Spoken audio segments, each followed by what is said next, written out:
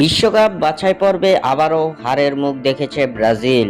প্যারাগুয়ের বিপক্ষে হারের মাধ্যমে 2026 বিশ্বকাপে কোয়ালিফাই করার সমীকরণটা কঠিন করে ফেলেছে সেলেসাওরা। বিস্তারিত জানতে পুরো ভিডিওটি দেখুন এবং খেলার সব আপডেট পেতে সাবস্ক্রাইব করুন আমাদের ইউটিউব চ্যানেলটি ও ফলো করুন ফেসবুক, ইনস্টাগ্রাম ও টিকটকে। দর্শক, ব্রাজিল কি 2026 বিশ্বকাপে কোয়ালিফাই করতে পারবে?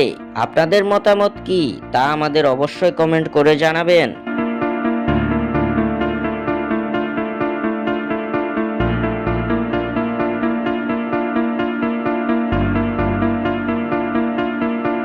ফিফার এই উইন্ডোতে ব্রাজিল খেলেছে দুটো ম্যাচ, যেখানে তারা পেয়েছে এক জয় ও এক হারের দেখা। বিশ্বকাপ বাছাই পর্বের ম্যাচে ইকুয়েডরের বিপক্ষে 1-0 গোলে জয় পেয়েছিল সেলেসাওরা। তবে এবার প্যারাগুয়ের বিপক্ষে 1-0 গোলে হারের মুখ দেখতে হয়েছে দরিবালের শিষ্যদের। প্যারাগুয়ের বিপক্ষে হারের মাধ্যমে বিশ্বকাপ বাছাই পর্বে নিজেদের সমীকরণটা জটিল করে ফেলেছে 5 বারের বিশ্ব চ্যাম্পিয়নরা। 2026 বিশ্বকাপ বাছাইয়ের পয়েন্ট টেবিলে পঞ্চম স্থানে অবস্থান করছে ব্রাজিল।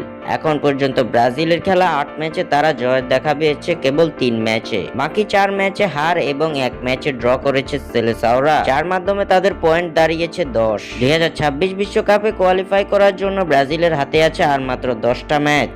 বিশ্বকাপে খেলতে হলে এই 10 ম্যাচের মধ্যে 8 ম্যাচে জয় ভিন্ন কোনো বিকল্প পথ খোলা নেই দরিবালের শিষ্যদের সামনে।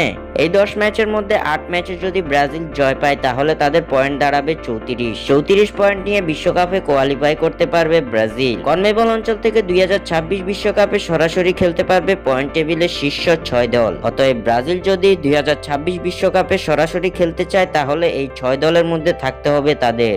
স্বাক্ষর থেকে সাদবিন ইসলাম।